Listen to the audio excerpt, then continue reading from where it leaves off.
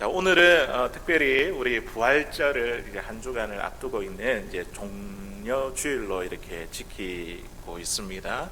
예, 한국말로 종려 이렇게 하니까 좀 어렵게 느껴지는데 이 날을 이제 팜 선데이라고 이렇게 이야기하죠. 팜추리, 예, 팜 선데이라고 이렇게 이야기를 하는데요. 이제 부활절을 한 주간을 남겨두고 나서 예수님께서 십자가를 지시기 위해 죽음을 위해서 예루살렘에 입성한 이날을 기념하는 절기입니다.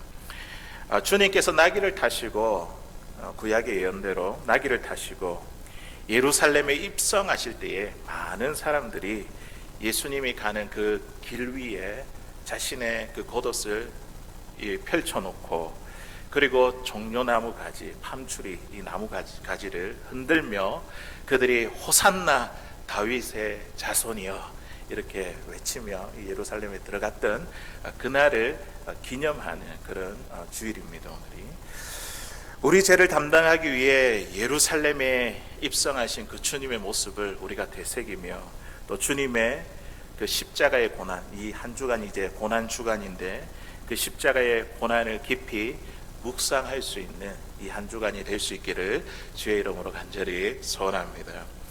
한국에 김형석 교수님이라는 분이 계십니다. 그분이 올해 나이가 104세이십니다.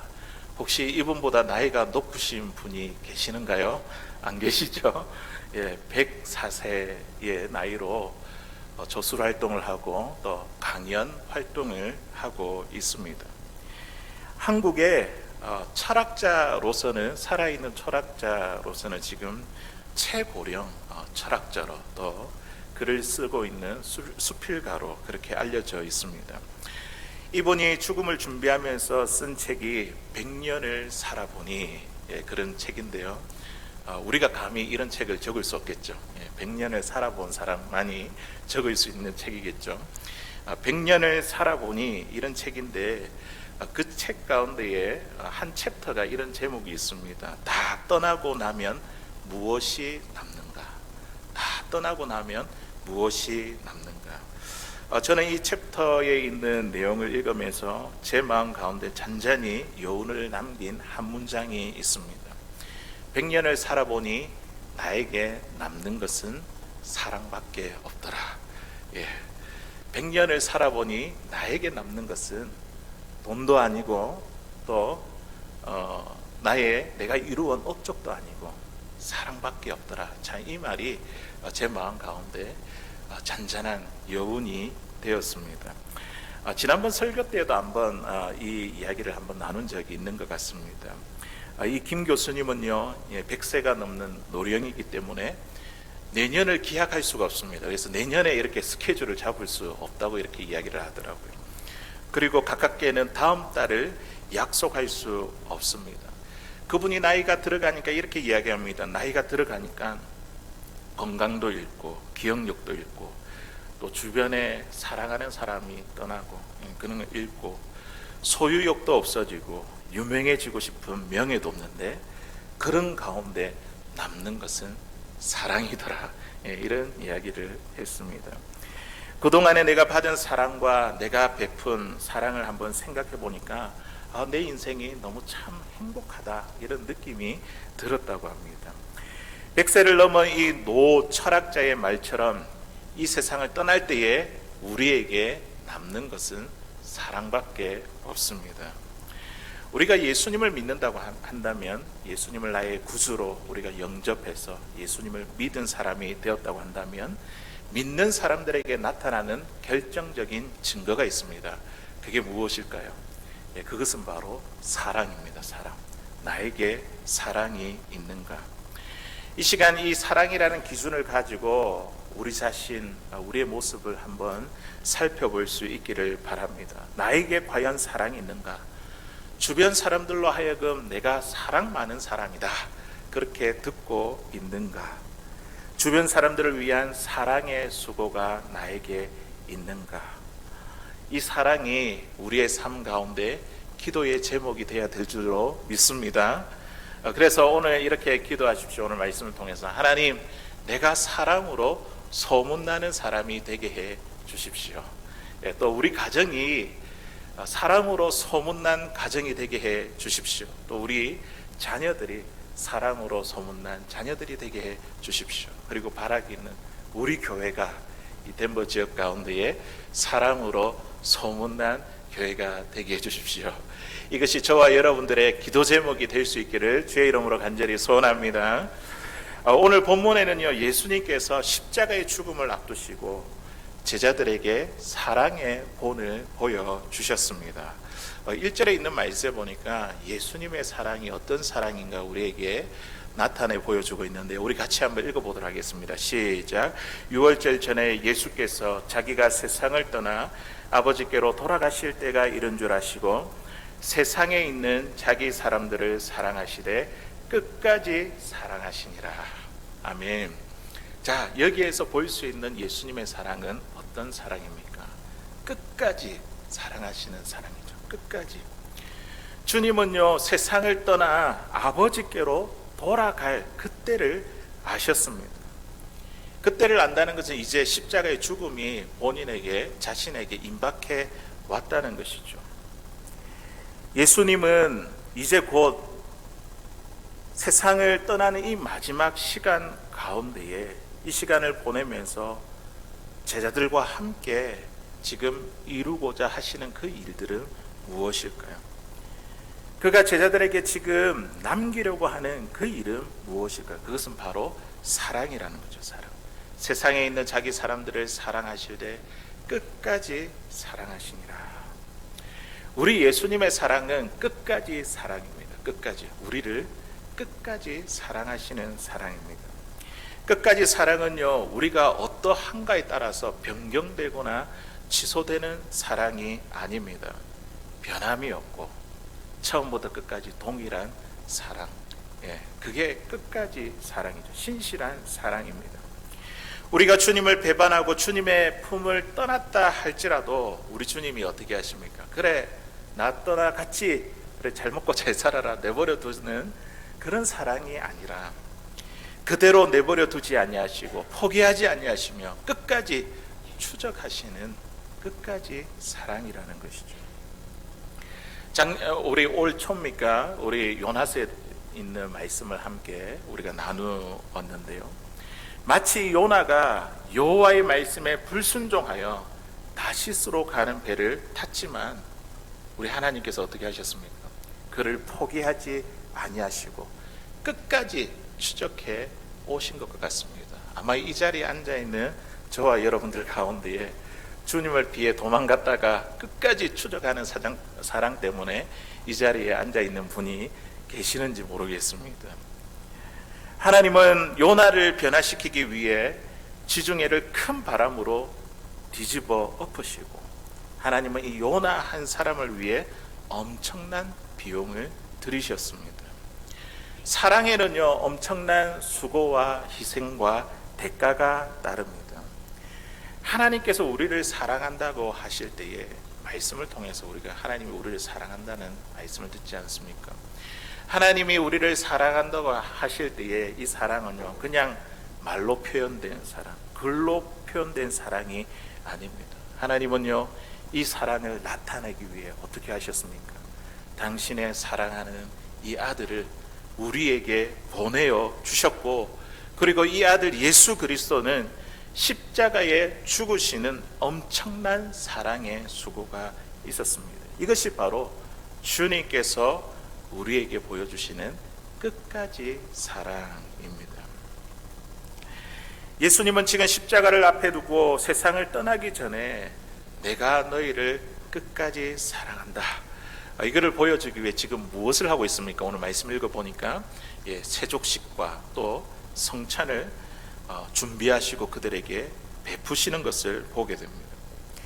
예수님께서 제자들의 발을 씻기시고 닦으신 것은 내가 선생으로서 제자들에게 이렇게 발을 닦인 것처럼 너희도 서로 섬기는 자가 되어라, 이런 교훈을 주시기 위한 것이 아니었습니다. 예수님이 제자들의 발을 닦고 씻기셨다는 것은 더 깊은 영적인 의미가 있습니다.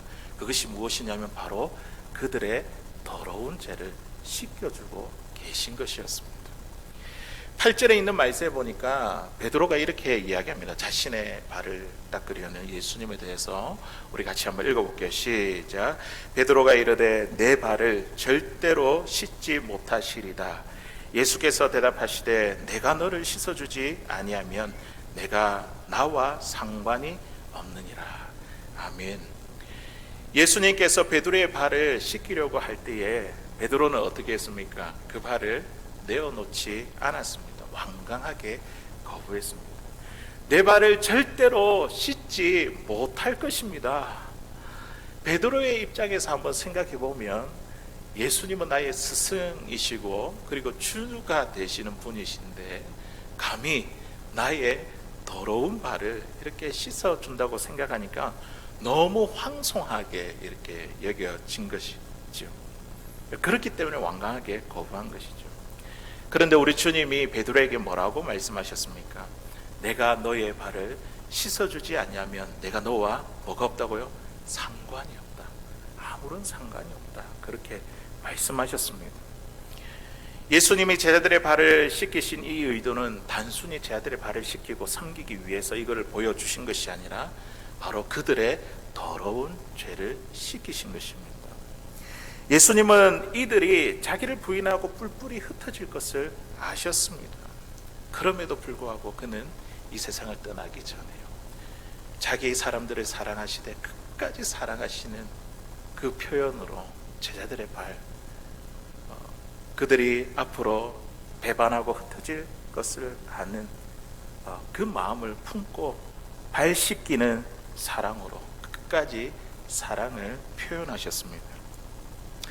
예수님은 제자들의 어떤 죄를 씻으려고 하셨을까요? 오늘 본문 2절에 있는 말씀에 보니까 가룟 유다가 예수님을 팔고 배반할 것을 이미 아셨습니다. 2절에 있는 말씀에 보니까 이렇게 이야기를 하죠. 마귀가 벌써 시몬 아들 가룟 유다의 마음에 예수를 팔려는 생각을 넣었더라. 주님은 이미 아셨습니다. 이 가룟 유다가 예수님을 팔고 배반할 것이라는 사실을 이미 아셨습니다. 죄 중에 가장 무서운 죄는 아마도 배신일 겁니다. 배신. 내가 찰떡같이 믿었던 사람이 나를 원수의 손에 넘기고 내 뒤통수를 치는데 내가 어찌 그 사람과 편한 관계로 살아갈 수 있겠습니까? 그 사람을 어떻게 용서할 수 있겠습니까? 배신은요, 상대방과 나와 서로의 관계가 완전히 깨어지는 행위입니다. 그런데 예수님은 지금 무엇을 하고 계시죠? 유다의 발을 씻기고 계십니다. 유다가 예수님을 배신하여 팔아버릴 이 죄를 품고 있는 것을 주님은 다 아시고 지금 유다의 발을 씻겨 주셨습니다. 그런데 여기서 우리가 이상한 점을 발견할 수 있습니다. 예수님을 팔아는 길 유다의 발만 씻기면 되는데 지금 누구의 발도 씻깁니까? 베드로의 발도 씻기시고 요한과 야고보와 안드레와 등등 다른 제자들의 발도 씻기셨습니다. 유다가 잘못했으니까, 죄를 범했으니까 유다의 발만 씻기면 되지 않을까요? 다른 제자들의 발을 씻기신 이유가 무엇일까요? 이 죄가 가룟 유다에게만 있는 것이 아니라 다른 제자들도 함께 져야 될 그 죄라는 것을 예수님이 지금 보여주고 있습니다. 여기에 굉장히 중요한 메시지가 담겨져 있습니다. 가룟 유다가 죄를 지었는데 왜 다른 제자들도 그 죄를 담당해야 했을까요? 오늘 이 세족식은요, 언제 일어났냐면 오늘 말씀에 보니까 저녁 먹는 가운데, 이 저녁 식사하는 가운데 예수님께서 일어나셔서 제자들의 발을 씻기셨습니다. 4절에 있는 말씀에 보니까 이렇게 이야기하죠. 저녁 잡수시던 자리에서 일어나 겉옷을 벗고 수건을 가져다가 허리에 두르시고 저녁을 먹다가 일어나서 제자들의 발을 씻기신 것이죠. 이 저녁 먹는 일은 무엇일까요? 예수님이 제자들과 마지막으로 함께하는 유월절 식사 자리였습니다. 이 식사 자리는요, 저와 여러분들이 잘 알고 있는 최후의 만찬입니다. 이 누가복음에는요, 예수님이 제자들과 함께하는 이 최후의 만찬, 마지막 만찬에 대해서 아주 집중적으로 조명해 놓았는데, 그런데 오늘 요한복음에 있는 이 요한은요, 무엇에 대해서 지금 집중하고 있습니까? 이 저녁 식사가 아니라 예수님이 제자들의 발을 씻긴 것, 이 세족식에 대해서 아주 집중 조명하고 있습니다. 예수님과 제자들이 마지막으로 나눈 이 만찬의 자리, 이것이 우리에게 왜 이토록 중요한 의미를 주고 있을까요? 우리가 오늘 이제 설교 이후에 우리 앞에 놓여 있는 그 주님이 베푸시는 이 성찬을 우리가 함께 또 먹고 나누고 하게 될 텐데요. 이 만찬의 자리가 왜 이렇게 중요할까요? 방금 이야기한 것처럼 이게 성찬식의 기원이 되기 때문에 굉장히 중요합니다. 이 시간에 예수님은 단순히 제자들과 떡과 잔을 나눈 것이 아니라 주님이 이렇게 말씀하셨죠. 이 떡은 내 몸이고, 그리고 이 잔에 담겨있는 포도주는 뭐라고요? 나의 피라, 이렇게 말씀하셨죠.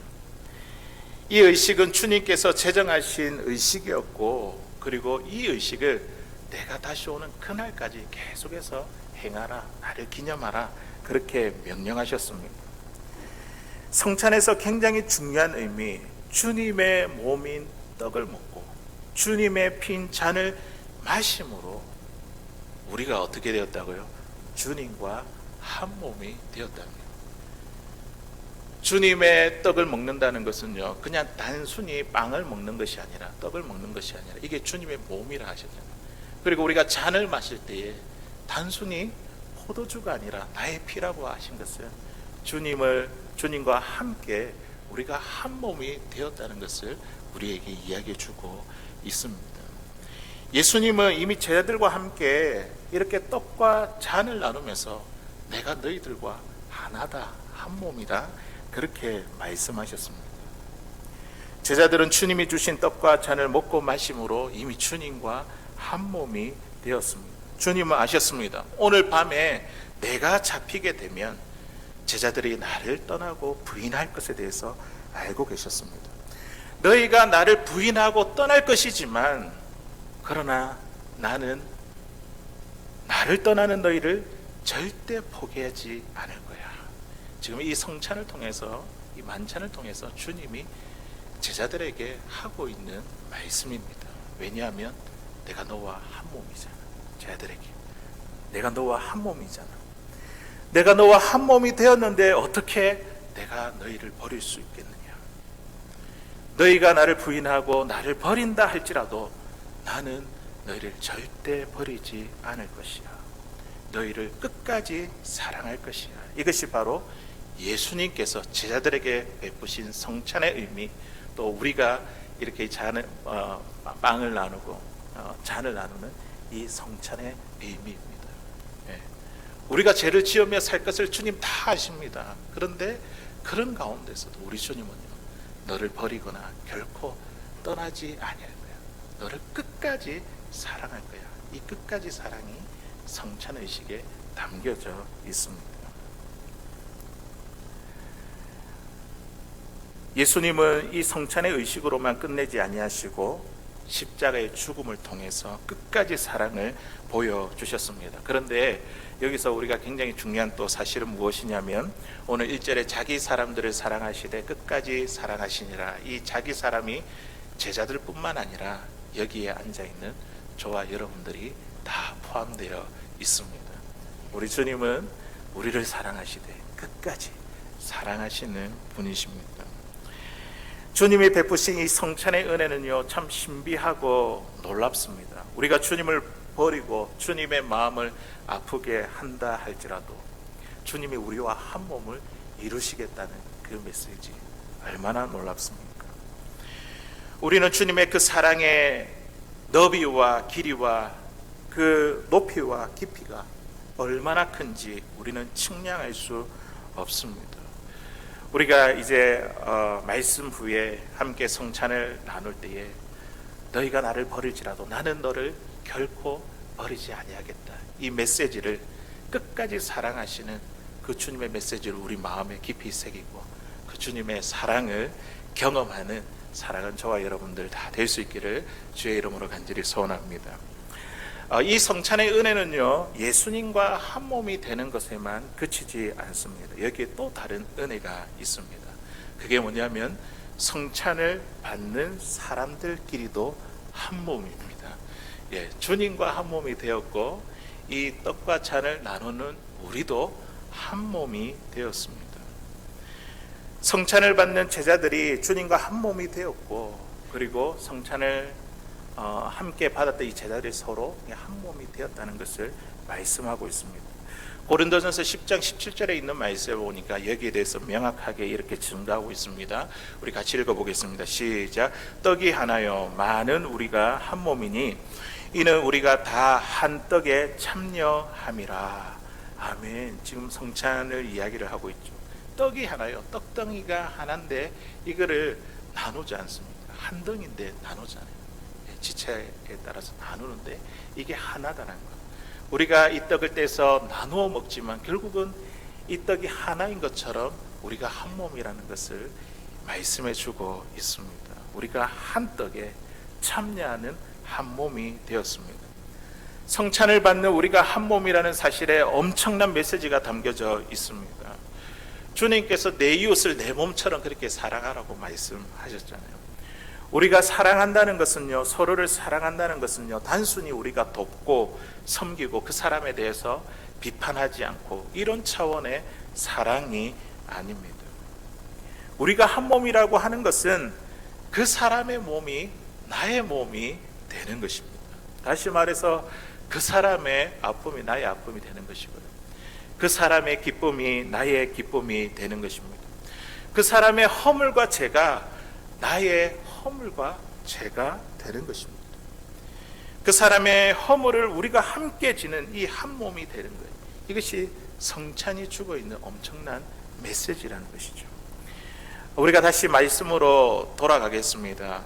예수님이 왜 가룟 유다의 발만 씻기지 아니하시고 다른 제자의 발도 씻기셨을까요? 그것은 바로 그리스도 안에서 한 몸이 되었기 때문입니다. 예수님께서 베푸신 성찬을 통해 그들은 주님과 한 몸이 되었고, 그리고 그 성찬을 받는 제자들과 함께 한 몸임을 성찬을 통해서 예수님이 가르쳐 주셨습니다. 가룟 유다의 죄가 야고보, 요한, 베드로의 죄이기 때문입니다. 가룟 유다의 허물이 제자들의 모두의 허물이기 때문에 예수님은요, 가룟 유다만 발견시키신 것이 아니라 베드로도 안드레도 야고보, 요한도 또 다른 제자들도 발을 씻기신 것입니다. 주님께서 베드로에게 너의 발을 씻기지 아니하면 내가 너와 상관이 없다, 이렇게 말씀하신 것은 너와 내가 이미 한 몸이 되었고 다른 제자들과 내가 한 몸이 되었기 때문이라는 말씀 때문이기입니다. 우리가 이 말씀을 듣고 그렇다면 우리 교회 안에 누군가가 죄 지은 사람이 있다고 한다면 우리가 이렇게 생각할 수 있잖아요. 그 사람과 우리가 어떻게 한 몸이고 하나란 말인가? 내가 어떻게 그 사람과 같을 수 있다는 말인가? 내가 그 사람의 죄를 담당할 수 있다고? 끔찍하다, 싫다, 이런 반응이, 거부 반응이 우리에게 일어나지 않습니까? 하지만 우리가 좀 더 깊이 있게 주님의 말씀을 우리가 생각해 본다면요, 지옥에 갈 수밖에 없는 나에게 예수님께서 나와 한 몸이라 이렇게 여기시고 나 대신 십자가를 지신 이 은혜는 우리가 어떻게 받을 수 있겠습니까? 예수님이 나와 한 몸이 되는 것은 너무 좋은 일인데 다른 사람하고 절대로 그럴 수 없다는 것은 그런 말은요, 말이 안 되는 것입니다. 어느 목사님이 어느 시골에 있는 교회 부흥회를 인도하러 갔습니다. 그 교회 담임 목사님이 강사 목사님에게 이런 부탁을 드렸습니다. 설교 중에, 예배 중에 막 소리를 지르고 개성을 지르는 그런 분이 있는데 거기에 개념치 말고 계속해서 말씀을 전해달라는 그런 부탁이었습니다. 강사 목사님은 이게 무슨 일인가 생각이 들었지만 그렇게 말씀하시니까 네, 그렇게 하겠습니다 하고 이제 말씀을 전했습니다. 그런데 설교 중에 정말 어느 여자분이 소리를 질렀습니다. 이 설교를 더 하기가 쉽지 않았습니다. 웬일인가 하고 이제 예배를 마치고 나서 이 강사 목사님이 담임 목사님께 물어보니 이런 대답을 했습니다. 우리 교회에 정신적으로 힘드신 분이 계신데 그분이 꼭 교회에 와서 예배를 드려야 되겠다 이렇게 이야기를 했습니다. 그런데 우리 교회 성도들이 이분이 소리를 지르고 예배를 방해해도 같이 예배를 드리자며 그분을 받아주는 것으로 했습니다. 이 강사 목사님은요, 이 교회의 모습을 보며 참 큰 감동을 받았습니다. 은혜를 주러 갔는데 오히려 그 장면을 보면서 교회 공동체가 허물이 있고 약한 지체를 이렇게 같이 감당하는 것을 보면서 큰 은혜를 받게 됐다는 그런 이야기였습니다. 교회가 한 몸인 것을 알고 약한 지체를 이렇게 받아주면 되는 것이구나. 우리가 한국 교회를 보고 또 이민 교회를 보면 참 마음이 아프고 참 눈물로 통곡할 수밖에 없는 그런 때가 있습니다. 누구 때문에, 또 어느 목사 때문에, 또 어느 성도 때문에 우리가 교회가 이렇게 망가졌다 그렇게 생각할 때가 있습니다. 그런데 우리는 그렇게 생각하면 안 됩니다. 그 사람의 죄가 곧 나의 죄이고 우리의 죄입니다. 함께 지는 그런 모습이 우리에게 있어야 됩니다. 주님께서 가르쳐 주신 그 기도에 보면 우리가 우리 죄를 사하여 준 것 같이 우리 죄를 사하여 주옵시고, 주님께서 뭐라고 말씀하셨습니까? 그 사람의 죄를 우리가 함께 담당하기를 원하십니다. 그 사람의 죄를 가지고 우리의 죄를 용서해 달라고 우리가 기도할 때에 우리의 교회가 회복됩니다. 주님이 세우신 지상의 교회가 회복됩니다. 내 남편의 죄를, 아내의 죄를, 자녀의 죄를 가지고 주님 앞에 나와 내 죄를 용서해 주십시오. 우리의 죄를 용서해 주십시오. 그렇게 기도할 때에 우리의 가정이 회복됩니다. 정말 그렇게 될 수 있을까요? 상대방의 허물이 나의 허물이 될 수 있을까요? 자녀들과의 관계에서도, 부부와의 관계에서도 상대방의 허물을 나의 허물로 받아들이기가 참 쉽지 않습니다. 힘듭니다. 최근에 할아버지 죄 때문에 그의 손자가 광주로 가서 찾아가 용서를 비는, 이것이 한국에 지금 큰 이슈가 되고 있습니다. 물론 이분의 정신적인 그런 약함을 지적하면서 사죄의 진정성에 대해 생각의 차이들이 있습니다. 그러나 제가 그 화면을 단지 이렇게 봤을 때는 참 자신의 외투를 가지고 그 희생자의 비석을 닦고 무릎을 꿇고 사죄하며 가족들에게 용서를 비는 그 모습이 참 너무 진정성 있게 보였습니다. 느껴졌습니다.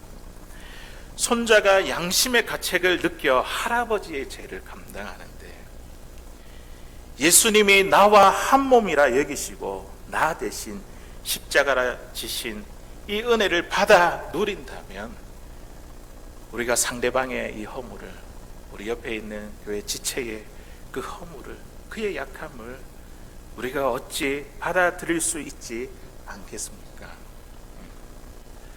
오늘 예수님은요, 이 성찬과 세족식을 통해서 자기 사람들을 끝까지 사랑한다는 이 끝까지 사랑을 제자들에게, 또 이 말씀을 읽고 듣고 있는 우리에게 보여주고 있습니다. 예수를 믿고 구원받은 자들에게 나타나야 할 결정적인 증거가 바로 사랑임을 믿습니다. 오늘 주님이 우리에게 사랑의 본을 보여주셨습니다. 우리 14절 15절에 있는 말씀 우리 같이 한번 읽어보겠습니다. 시작. 내가 주와 또는 선생이 되어 너희 발을 씻었으니 너희도 서로 발을 씻어주는 것이 옳으니라. 내가 너희에게 행한 것 같이 너희도 행하게 하려 하여 본을 보였노라. 아멘. 주님께서 그 사랑의 본을 보여주셨습니다. 끝까지 사랑하시는 그 사랑의 본을 보여주셨습니다. 예수를 믿고 우리가 하나님의 가족으로 우리가 한 몸이 되었기 때문에 그 사람의 약함과 허물을 내가 담당하는 것, 내가 그 사람의 죄를 담당하고 회개하는 것, 이것이 바로 주님께서 오늘 우리에게 보여주신 끝까지 사랑이며 또 발 씻긴 그 사랑인 줄로 믿습니다. 사랑하는 성도 여러분, 이번 주는 이제 고난 주간으로 주님이 십자가를 지시기까지 행하셨던 그 주님의 발자취를 우리가 묵상하게 될 것입니다. 그리고 그 주님의 부활을 준비하는 이 한 주간입니다. 자기를 사랑하시되 끝까지 사랑하신 그 예수님의 사랑을 저와 여러분들이 주목해 볼 수 있기를 바랍니다. 이 자기 사람은 누구도 포함되어 있다고요? 여기 앉아 있는 저와 여러분들도 포함이 되어 있습니다. 주님께서 발 씻겨 주시는 그 사랑의 본을 저와 여러분들에게 보여 주셨습니다. 우리에게도 다른 사람의 허물을 담당할 수 있는 발 씻기는 그런 사랑의 수고가 저와 여러분들의 삶 속에 있기를 바랍니다. 주님께서 본을 보이신 이 발 씻기는 사랑이 우리 교회와 또 우리의 가정을 통해 이 한 주간 흘러갈 수 있는 사랑하는 저와 여러분들 다 될 수 있기를 주의 이름으로 간절히 소원합니다.